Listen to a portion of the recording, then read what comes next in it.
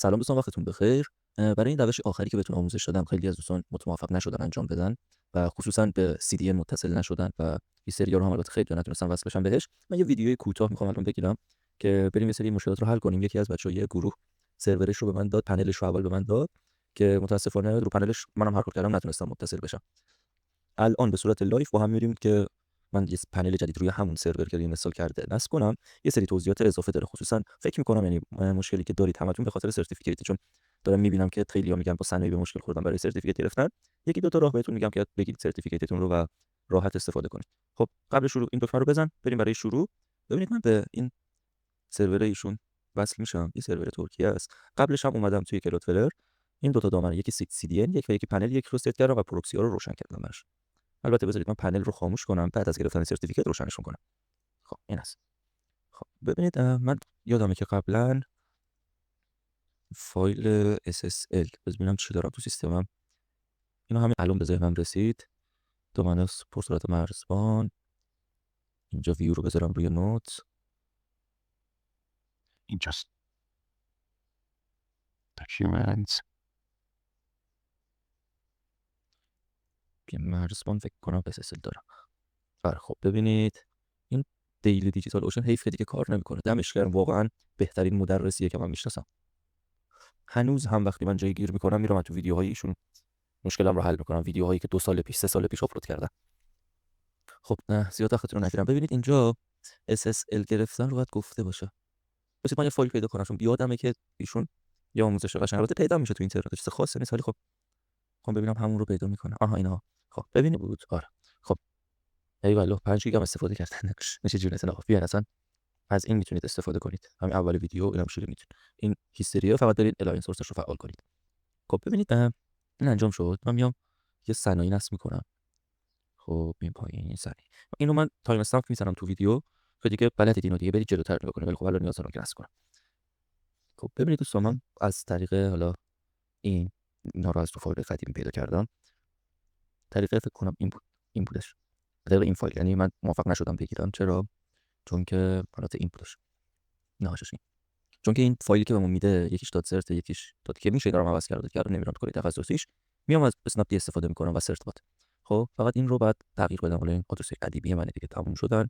اینجا باید آدرس جدید رو وارد کنیم. کجا بود؟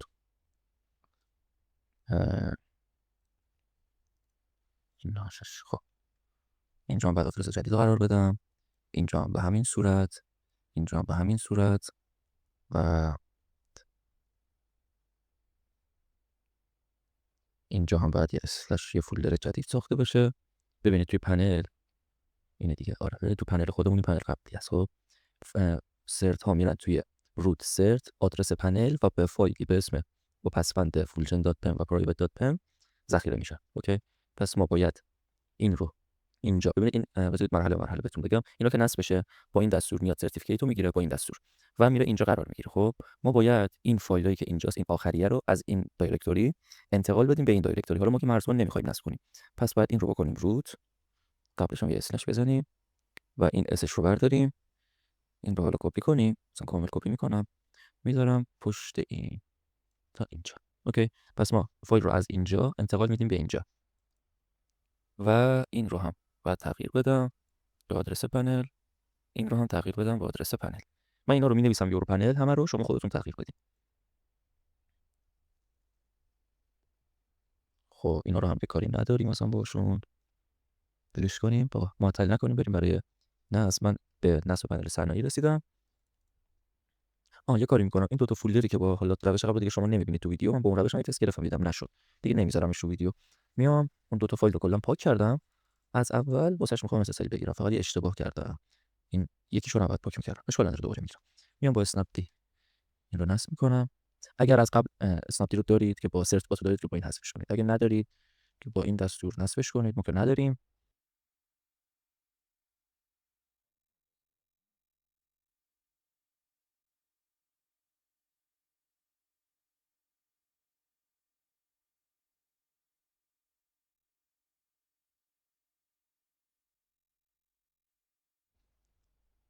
دوستانی که از اینجای ویدیو می‌بینن من ایکس رو نصب کردم، صنایع رو اومدم با یه پروژه دیگه سرتیفیکیت گرفتم که جواب نداد.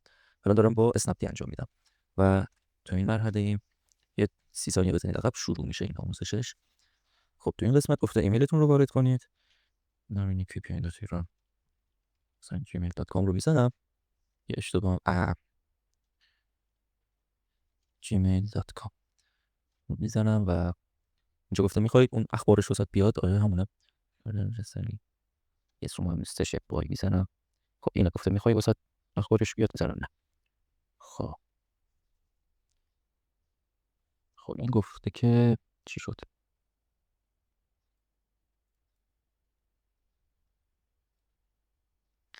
ببینید ارور چیز خورده، لیمیت خورده. خب ما باید این آدرس رو یه تغییر ریز بدیم. ایمیل مشکل از خب ببین گفته که این لیمیت خورده، حتما لو هم خودشون هم من چند بار تست گرفتم. این رو میکنم cdn مثلا 2. البته اینو که کار ندارم، کنسل این رو میکنم پنل 2، سیف میکنم، این رو میکنم cdn 2 که یکی باشه دیگه. خب میام اینجا و اینها رو هم تغییر میدم. این رو هم ریفرش بکنم تا موقعی این رو همه رو تغییر میدم.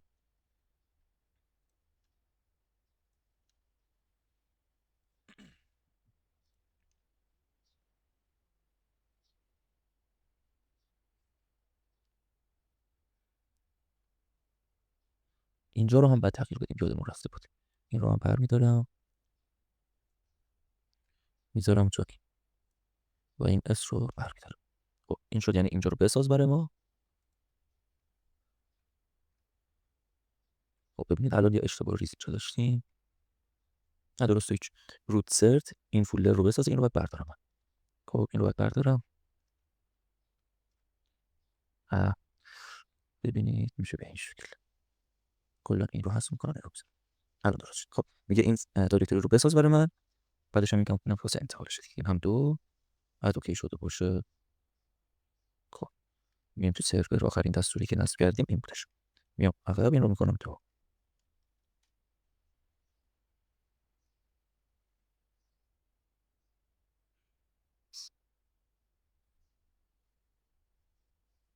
خب این انجام شد. اوکی حالا اینجا رو من ریفرش کنم. البته توی فایل etc ولش کنیم. یه مورد چیکار میکنیم، این دستور رو از اینجا، ببخشید اینو نمیخواد، این گفته اینجا ذخیره شده. حالا ما بخوایم ببینیم میتونیم اینجا رو کپی کنیم، بزنیم cd و از اینجا باید کنیم cd فعلا. خب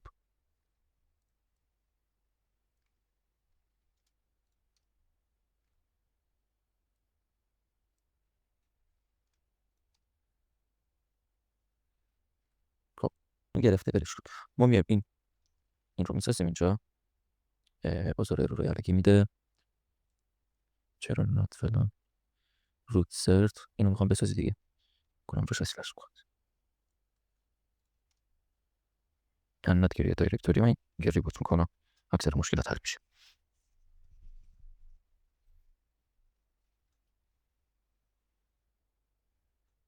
دون رو داریم آرکو. ببینید این رو برگردیم بریم توی etc.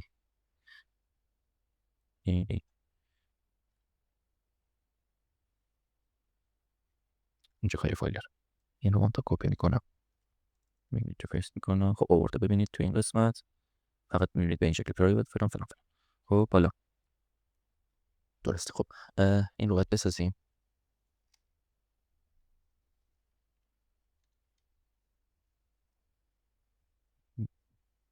خب ببینید این ارور هایی که میداد به خاطر این اسم دامن است. خب این چند تا دات داره. خب این فکر میکنه این فایل بعد فایل رو که نمیشه میک کرد. ما دایرکتوری رو میتونیم بسازیم. پس میایم تو سرچ، خودمون اینجا یه نیو دایرکتوری میزنیم و این کار رو با اون با این نرم افزار بیت وایس هم میتونید انجام بدید. و میایم اینجا این رو برمیداریم، یه فولدر هم به این اسم میسازیم. اوکی الان اوکی شدیم. پس ما برگردیم سرت و این آدرس هستش دیگه. اوکی اینم از حالا راه حل های دستیش. بعدش میایم با این دستور و ببینید این خالیه دیگه، خالی بود یعنی حالا یکیش اومد و با این دستور این رو اینجا انتقال میدیم. اینجا هم ایراد گرفت. پرایوت روت سرت. اوه نه ایراد یه علت داشت. شاید اینجا هم نه اینجا هم کسیش و با این دستور ببینید درست شد. پنل دو اینم میداد. خب این از این. حالا من اینو تست میگیرم. فکر میکنم یه کلیک بزنم. فکر میکنم با خود XUI میشه ست کرد. میام تو 19 شو بزنم. نه چرا دیگه آورد. ببینید گفته شما برای این دامین، چون که رفتیم توی همون محلی که خود صنایع نیاز داره فایلمون رو گذاشتیم، یعنی شناسایی کرد. میگه این دومین وجود داره. خب 5 رو میزنیم و این دامین رو انتخاب میکنیم. این هم هست. بخشی 5 این دامین فکر کنم به خاطر این فاصلش گیر داد. خب من پیدا نکردمش. ما میایم توی همون پنلی که واردش شدیم. اگه الان وارد بشه با این هم وارد نمیشه. میایم چیکار میکنیم برای این آی پی رو کپیش کنم. اینها رو بردارم.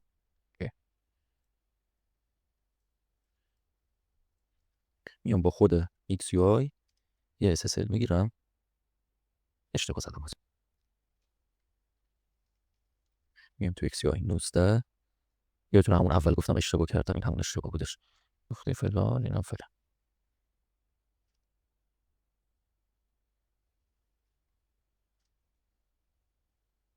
خب مجددا برای آی پی یه SSL میگیریم و ریستارت کنیم برای رو. فکر کنم الان بشناسه اون رو. یه 4 یه 5. و حالا اگه این رو بزنیم شاید بشناسه. نه نشناخت. برمیگردیم گزینه 10 رو میزنیم. آدرس رو برمیداریم و همین حالا دوباره هم پیستش میکنم. میام اینجا. خب این الان اوکی شد. حالا میام توی ایکس پنل ستینگ و از تاب جنرال وارد سرتیفیکیت میشم. اینجا رو ما باید الان تغییر بدیم. میشه آدرسمون میشه سرت اشتباه رفتم. سرت این بالا رو کپی میکنم. اینجا میذارم و اسم سرتیفیکیت هایی که گرفته میشه کی.pem و fullchain.pem. ببینید اینجا ببینیم fullchain میشه بالایی، پرایوت میشه پایینی. من میذارم کی.pem قاطی کردم. fullchain.pem همین رو کپی میکنم. اینجا میذارم و اون یکی هم اینجا هستش کی.pem. این رو میذارم اینجا کی.pem. خب بعد سیف بشه دیگه. سیف شد. این هم از SSL برای پنل بالاخره شد. خب این رو میبندیم کلا. میایم اینجا کلا میایم بیرون ازش یک بار و 19 رو میزنیم. اشتباه کردم فکر کنم. 19 رو میزنیم. میایم توی 4 بعد 5 و اینجا دیگه بعد این قبول شه چون سرتیفیکیت رو ست کردیم. البته نه نیازی هم نیست. ما رفتیم خود پنل مراحل رو رفتیم دیگه. یه XUI بزنم 10 بعد نشونم بده. آره. خب ببینید دیگه من اونجا نرفتم ست بزنم. اون رو نزنید چون قاطی میکنه. و میام تو همین اینجا پیستش میکنم. بله خب این شد سرتیفیکیت صحیح برای پنل. اینجا هم بود ادمین 1 2 3 4 فرج. خب ببینید ما وارد این شدیم. خب سریع من یه هیستریو بسازم براتون. ببینید ادیبان رو میزنید. اینجا رو میذارید هیستریا و اینجا هم یه اسم میزنید. دیسپن میزنم و میذارم مثلا 37223. این از این. میایم تو استریم. اینها رو کار نداریم و سکیوریتی تیر باید فعال باشه. اینجا باید این آی پی رو وارد کنیم. گوشش اینا آی پی رو کپی میکنم. میام اینجا این آی پی اینجا اچ تی رو فعال میکنم. این رو کار نداریم. فرام پنل رو میزنم و اینا هم کاری نداریم باشون. یه اکسترنال پروکسی هم بذارید تست بگیریم اول. خب اد کلاینت نیک تست. اینجا هم این رو میذاریم و کرییت کنیم. خب حالا اگر که این رو من کپی کنم همینطور این بود دیگه. نه آره همین. بیام این رو بذارم رو تو بعد کار کنم.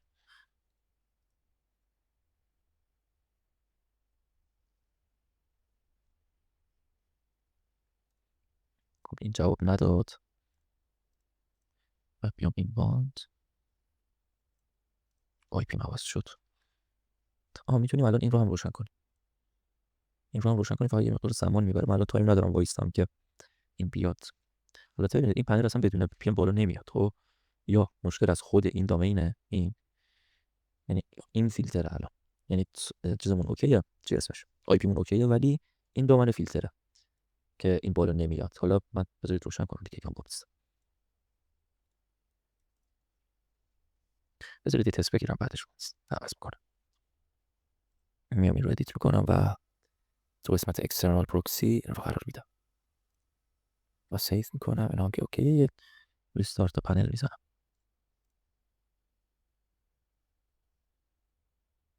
بعد بیام اینجا اینا میده. این نداره. یه راهی که میتونید تست کنید با UFW. خب میزنید apt install UFW و میزنیم چی بود دستور شدم رفت UFW لا پورتی که اینجا زدیم چنده، همینجا داریمش 37223 37223. این رو یه بار میزنیم، یک بار اسلش DCP، یک بار اسلش UDP. خب حالا این رو یه بار ریستارت کنیم. ببینم درست شد.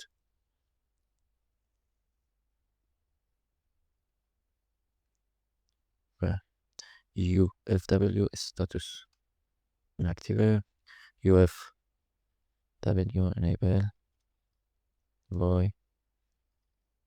این رو دوباره میزنم، اینجا تست میگیرم.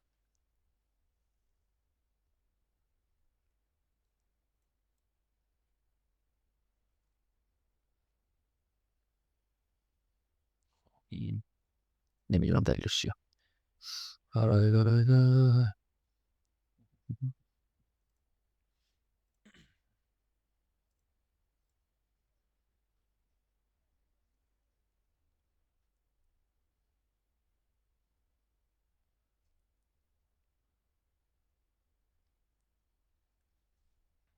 UFW سیف بعدش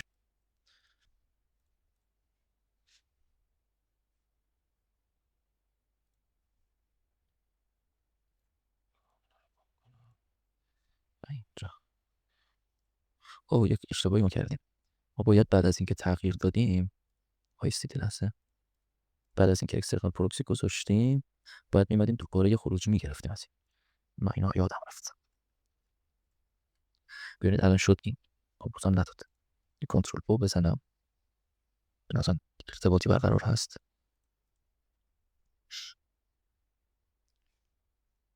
مثلا کلا ارتباط برقرار نیست چون این رو تو نیست.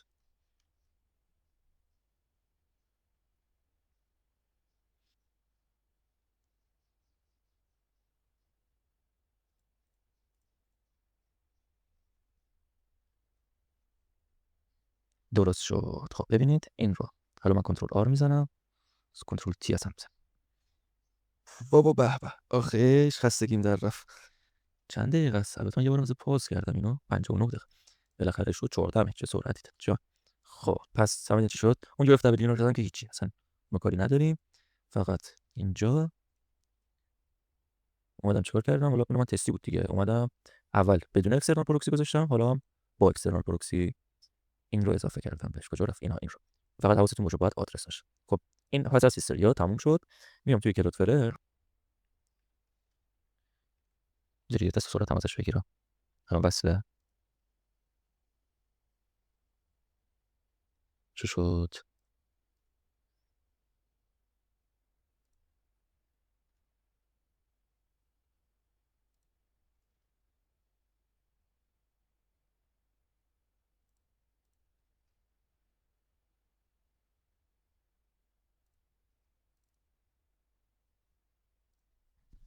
خب درست شد. تا کنید این رو روشن کنم. یه لحظه فکر کردم چون وی پی هم روشن بوده این پینگ داده، گفتم ای فلان ولی دیدم نه. بذارید آره اوکی. یه لحظه سکت هم داده. اسپید تست اینو تا روشن کنم کارش بشه.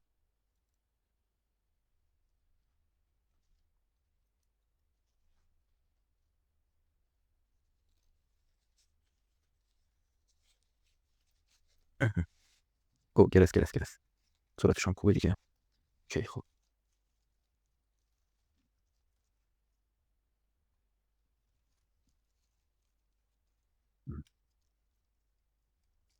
از سرعت سرور خودم بالاتر. البته چون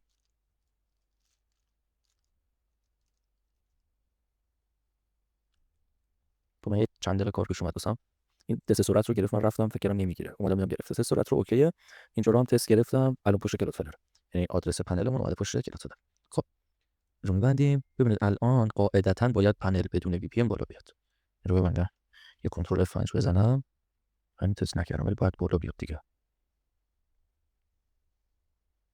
خب ببینید ایرادی که داشت واسه یه بالا نیومدن پنل. من گرفتم چیه مشکلش. قبل از اینکه حالا بریم تغییراتی انجام بدیم، میایم توی پنل ستینگ جنرال. اینجا ما باید از پورت‌های کلودفلر استفاده کنیم. من میذارم 2053 سیوش میکنم و ریستارت پنل رو میزنم. احتمالاً با این بعد درست شد. خب اینجا رو هم تغییر میدم. میذارم 2053 و اینتر میکنم. این الان اومد بالا. خب حالا میام توی پنل کلودفلر. کجا رفت؟ این بود دیگه. آره میام داخل پنل کلودفلر. این DNS پنل 2 رو دیگه رو روشن میکنم و سیو میکنم. و چند دقیقه بس صبر کنیم تا اینکه این ست بشه. خب همجام. خب ببینید خیلیاتون سوال میکنید ازم که از کجا سرور بگیرم. من اصلا سایت های داخلی رو که دارن ماهیانه سرور میفروشن پیشنهاد نمیدم بهتون. خب چون شک نکنید بعد از چند روز استفاده، خصوصا با هیستریا چون مستقیم داریم وصل میشیم، این آی پیتون فیلتر میشه و دیگه به کارمون نمیاد. اون سرور به کارمون میاد ولی نه دیگه با هیستریا. بعد بریم از پروتکل‌های دیگه استفاده کنیم، تانل بزنیم یا CDN رو اوکی کنیم. حالا من میام واسه یه ویدیو اگر که اوکی توی کامنت ها بهم بگین و میخواین، من میام یه لیست 5 6 تایی از سایتایی که کمتر شناخته شده هستن و میتونیم با کریپتو ازشون سرور ساعتی یا حداقل با هزینه کم سرور ماهیانه‌ای بگیریم که احتمال حالا فیلتر شدنش کمتره. چون معمولا سایت‌های داخلی از دیتا سنترهای معروف دارن استفاده میکنن و اون دیتا سنترها رنج آی پی هاشون مثلا پیش‌فرض فیلتره. چه برسه به اینکه فیلتر نباشه و فیلتر بشه. اصلا خیلیشون فیلتره. یعنی شما پول میدی میخری، اونا به گردن نمیگیرن که نمیان بگن خب بیا این آی پی دیگه. پس یه چند تا دیتا سنتر من میشناسم که اکثرشون ساعتی ان و اگرم که حالا ماهیانه باشن هزینه‌اش کم، هزینه‌اش زیر 2 3 دلاره. این رو اگر که میخواین بدونید چیا سایتاشه کامنت ها رو توی کامنت ها بهم بگید، من واسهتون میسازم ویدیوش رو. این واسه CDN هم گفتم بهتون دیگه. من این رو چک کنم ببینم از این آدرس یا از خود کلودفلر، من این رو با یه آدرس دیگه جایگزین کنم ببینم از چیه مشکل. اگر که حل شد مشکل، توی تلگرام واسهتون یه ویدیو کوتاه میگیرم و میذارم اونجا. این نکته رو هم بهتون بگم. تو اینجا من پی خاموشم.